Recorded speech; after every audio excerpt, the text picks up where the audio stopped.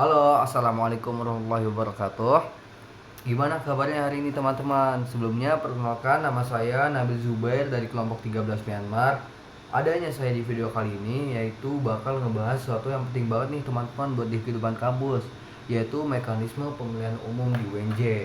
Nah, ini tuh bukan cuma tentang memilih presiden atau DPR yang didengar ya, tapi juga tentang gimana kita sebagai mahasiswa menjalankan demokrasi lewat pemilu kampus. Oke.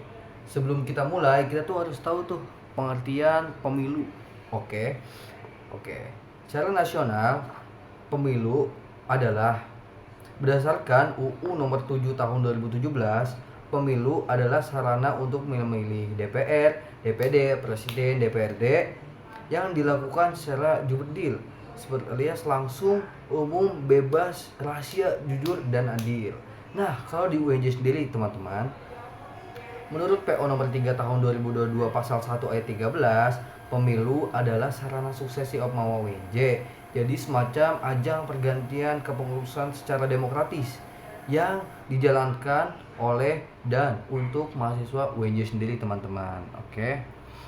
Setelah kita tahu pengertian pemilu, kita juga harus tahu nih seberapa penting sih pemilu buat kita, kenapa pemilu diadakan.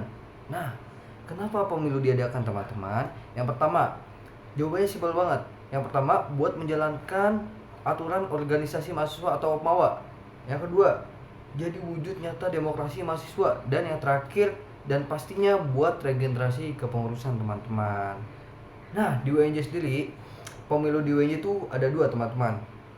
Kalau dipecah, di UNJ ada dua jenis. Yang pertama eksekutif dan yang kedua legislatif.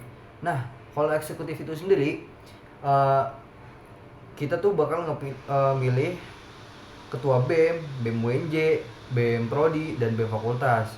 Nah, kalau legislatif sendiri buat milih anggota MTM, anggota BPMF, dan yang terakhir anggota DPMP. Oke. Nah, sekarang kita masuk nih ke tahap-tahapnya ya. Jadi ada lumayan banyak dan di sini saya bakal ngejelasin secara singkat biar kalian nggak bingung nih. Yang pertama, pembentukan pansel, yaitu panitia seleksi. Itu tuh tugasnya memilih calon ketua KPU dan anggota DKPP. Nah, nanti yang bakal dijelaskan ya teman-teman. Yang kedua, pembentukan DKPP, Dewan Kehormatan Penyelenggara Pemilu. Nah, mereka ini yang mengurus pelanggaran kode etik atau sengketa selama pemilu lah, intinya begitu. Yang kedua, pemilihan ketua KPU. Seperti yang tadi sudah disinggung, ketua KPU ini adalah ketua yang mengatur semua alur teknis pemilu teman-teman. Oke. Dan yang keempat adalah pembentukan Panwaslu, panitia pengawas pemilu. Ibaratnya ini seperti polisinya pemilu lah, yang biar semua itu berjalan sesuai dengan aturan. Oke.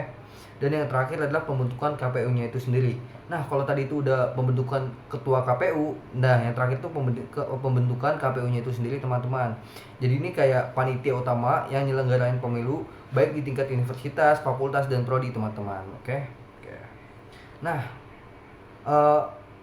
pendaftaran peserta pemilu itu gimana sih teman-teman? Nah, peserta bisa dari dua jalur. Yang pertama legislatif.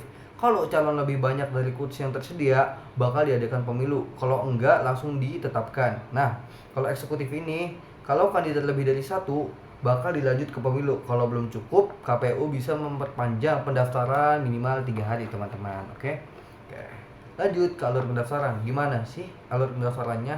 Nah, yang pertama itu KPU bakal mengumumkan jadwal pendaftaran. Yang kedua, calon isi link pendaftaran. Yang ketiga, ambil berkas. Yang keempat, lengkapi dan cari tim dukungannya teman-teman. Dan yang kelima, tentu saja balikin berkas. Dan yang terakhir, KPU bakal memverifikasi teman-teman. Oke. Nah, kita masuk ke elemen pendukung. Sebenarnya nggak banyak, cuman seperti tim sukses atau tim dukungan teman-teman.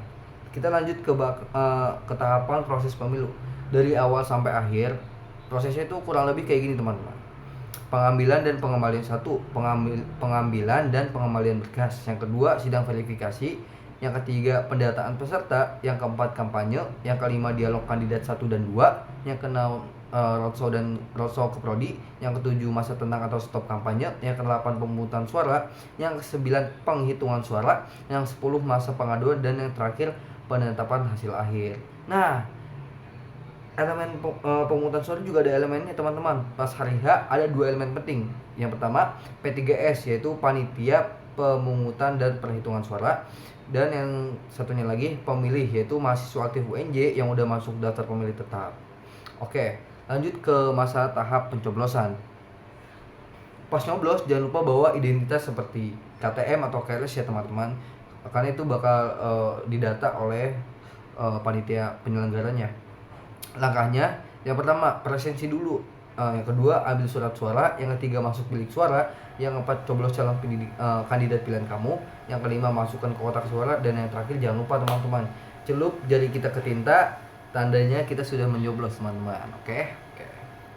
Nah, kurang lebih segitu dulu teman-teman ya, mekanisme lengkap pemilihan UNJ. Intinya pemilih itu bukan cuman formalitas ya teman-teman, tapi wadah juga buat kita bagaimana kita belajar demokrasi, tanggung jawab, dan kepemimpinan teman-teman. Oke. Jadi kalau ada pemilu, kita jangan golput ya teman-teman, gunain hak pilihan kita dengan bijak. Kurang lebihnya mohon maaf teman-teman. Wassalamualaikum warahmatullahi wabarakatuh.